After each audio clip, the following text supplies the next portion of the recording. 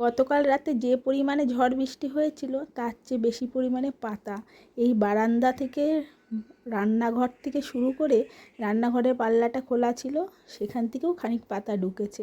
আর গাছের মোটামুটি যত পাতা ছিল শুকনো সব যেন পড়ে গেছে। বৃষ্টি কিন্তু তেমনও হয়নি, ঝড়ও তেমন হয়নি, তবে পাতার বাহার দেখে সকালবেলা এমনি ঘুম থেকে উঠতে অনেকটা লেট হয়ে গেছিলো। তারপরে বাইরে বেরিয়ে দেখি এই অবস্থা। সকালবেলা তো বাসি কাজকর্ম সারতেই হবে, তো সকাল সকাল আগে ঘরটা ঝাড় দিয়ে ফেললাম। তবে আজও কিন্তু ঝড় বৃষ্টি হওয়ার কথা আছে, তাই সকাল সকাল সব কিছু সেরে সুরে নিয়ে ভেবেছিলাম কালও তো আবার এইটু করতে হবে। তবে গাছের যত শুকনো পাতা ছিল আজ কিন্তু সব পড়ে গেছে, কাল কি হবে সেটা কিন্তু বলতে পারছি না। কাল যেহেতু রাত্রিবেলা সব বাসন টাসন মেজে রেখেছিলাম, আজ কিন্তু তেমন কোনো চাপ ছিল না। সকালে উঠে ঘর বারান্দা ঝাড় দিয়ে আগে ঠাকুর ঘরটা মুছে নিয়েছিলাম।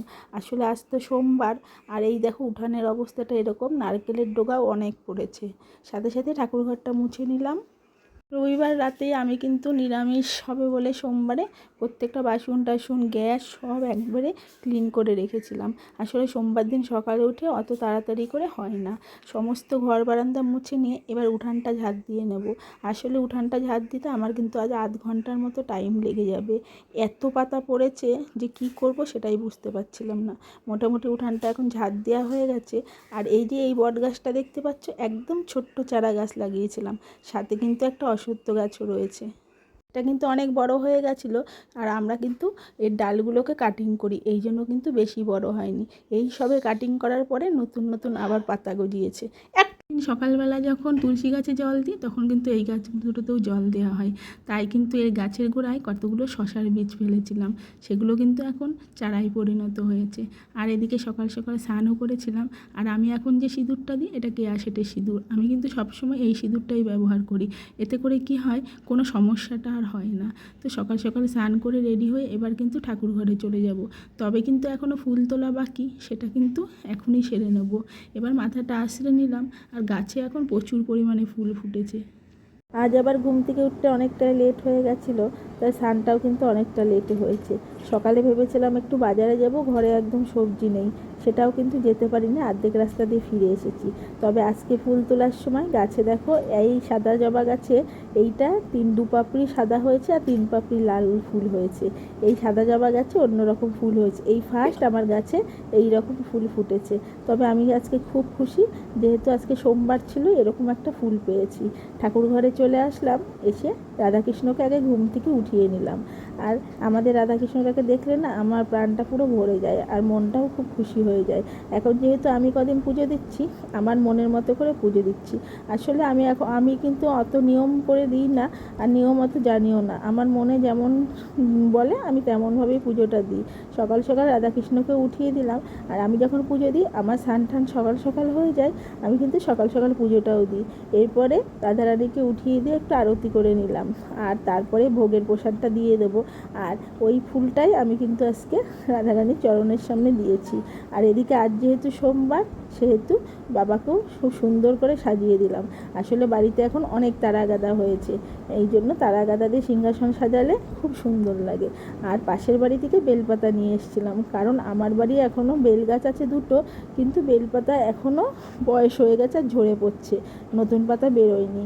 তাই পাশের বাড়ি গিয়ে সকালবেলা গিয়েই আগে বেলপাতাটা নিয়ে চলে এসেছিলাম।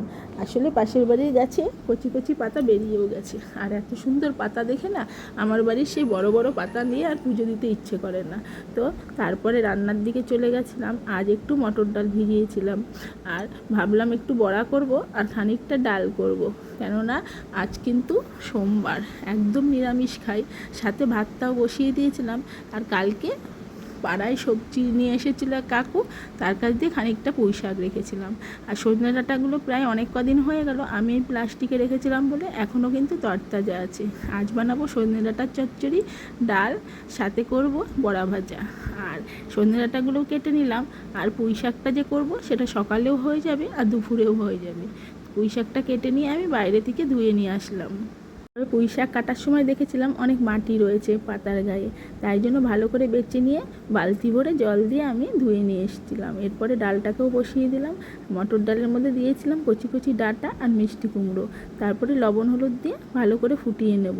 এরপরে ডালটাকে ফোড়ন দিয়ে দেবো। তারপরে যে রাতে বাসনগুলো গুছিয়ে মানে মেলা ছিল, ধুয়ে রেখে দিয়েছিলাম, সেই বাসনগুলোকে সব গুছিয়ে এক সাইড করে নিলাম। ভাতটাও বসিয়ে দিয়েছি আর সবজিগুলোও কিন্তু কেটে ধুয়ে দিয়েছি। এখন ডালটাকে ফোড়ন দেবো। শুকনো লঙ্কা 5 ফোড়ন তেজপাতা দিয়ে দিয়েছিলাম, তারপরে একটু ভালো করে নাড়াচাড়া করে ডালটাকে ফোড়ন দিয়ে দিলাম।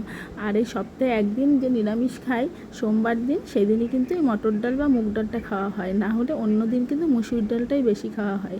এদিকে ভাতটাও হয়ে গেছে, ভাতে একটু মিষ্টি কুমড়ো সিদ্ধ আলু সিদ্ধ দিয়েছিলাম। আজ অনেক দিন পর ইচ্ছে করছিল সকালবেলা একটু মিষ্টি কুমড়ো সিদ্ধ দিয়ে ভাত খাবো, তাই জন্যই মিষ্টি কুমড়ো আলু সিদ্ধ দিয়েছিলাম। এদিকে রান্নাটাও হয়ে যাচ্ছে, পুঁই শাকটাও বসিয়ে দিয়েছি। আর পুঁই শাকের ঘ্যাট কেটে আমার বরমশাই খুব পছন্দ করে। কালকে এই বিস্কুটগুলো আনা হয়েছিল, কালকে আর ভরার সময় ছিল না কৌটোয়।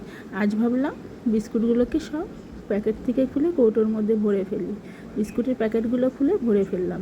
এখন আবার আমার ছেলে মেরি বিস্কুট খেতে খুব পছন্দ করছে, আগে একদমই পছন্দ করতো না, তাই ওর জন্য 1 প্যাকেট মেরি বিস্কুট আনিয়েছিলাম। আর আমার হচ্ছে টপ বিস্কুট খেতে খুব ভালোবাসে, আর বাড়ির সবার জন্য টপ বিস্কুটই আনিয়েছিলাম। সাথে মুড়িও এনেছিলাম। আর মুড়ি যেহেতু আমার বাড়ির পাশেই পাওয়া যায়, তাই জন্য বাইরে আর যেতে হয় না মুড়ি আনতে।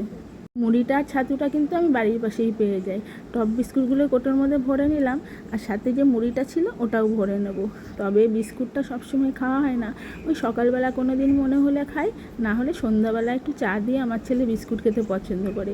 আসলে যখন উড়িষ্যায় ছিলাম তখন ওর এই নেশাটা হয়েছে, সন্ধ্যাবেলা চা দিয়ে 4-5টা বিস্কুট খায়, এটাই ওর সন্ধ্যাবেলা টিফিন হয়।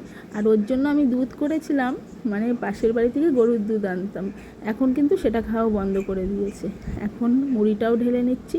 আর জানো তো, কাল যেহেতু রাত্রিবেলা মুড়িটা ভেজেছিল, সকালবেলা নিয়ে এসেছিলাম, খুব গরম, মানে গরম ভাবটাই ছিল। আর দেখো মুড়িটা পুরোটাই কিন্তু কৌটোর মধ্যে এঁটে গেল। অন্যদিন সোমবার হলে বাজার থেকে একটু পনির আনাই, আজ যেহেতু আমি বাজারে যাইনি আর আমার বরমশাইও যেহেতু অফিসে গেছে, সেহেতু আর পনির আনা হয়নি। সাথে দেখো এই যে পুঁই শাকটা হয়েও গেল। এরপরে একটু সজনে ডাঁটা কেটে রেখেছিলাম, কালো জিরে ফোড়ন দিলে সজনে ডাঁটাটাও বসিয়ে দিলাম। আসলে এটা একটু সর্ষে আর পোস্ত বেটে রেখেছিলাম, ওটা দিয়ে চচ্চড়ি করব। ডালের সাথে সজনে ডাঁটা চচ্চড়িটা খুব ভালো লাগে। দেখতে দেখতে ছেলেকে স্নান করানোর টাইমও হয়ে গেল, আর ছেলেকে স্নান করানোর জন্য আমি সব রেডিও করলাম। ছেলেকে স্নান টান করিয়ে সে সকালবেলা একটু মিষ্টি কুমড়োর আলু সেদ্ধ দিয়েছিলাম, ওই দিয়েই ভাত খেতে বসে গেলাম। আসলে অল্প করেই ভাত খাবো, যেহেতু এখন আমি বাড়ি আসি, কাজকর্মগুলো কিন্তু অনেক সকাল সকাল হয়ে যাচ্ছে। বিছনাটাও গুছিয়ে নিলাম, সাথে ড্রেসিং টেবিলটাও একটু তো অগোছালো হয়েই থাকে, সেগুলোকেই ধুলো ময়লা ঝেড়ে একটু গোছগাছ করে নিয়েছিলাম। ঘরবাড়ি প্রতিদিন গোছালেও অগোছালো হয়ে যায় কিন্তু সব সময়, যেহেতু মাথা আঁচড়া থেকে চিরুনগুলো ঠিকঠাক রাখে না। এদিকে ফ্রিজের ওপরটাও গুছিয়ে নিলাম, যেহেতু হাতে অনেক সময় পেয়েছি সেহেতু সব গুছিয়ে নিয়েছি।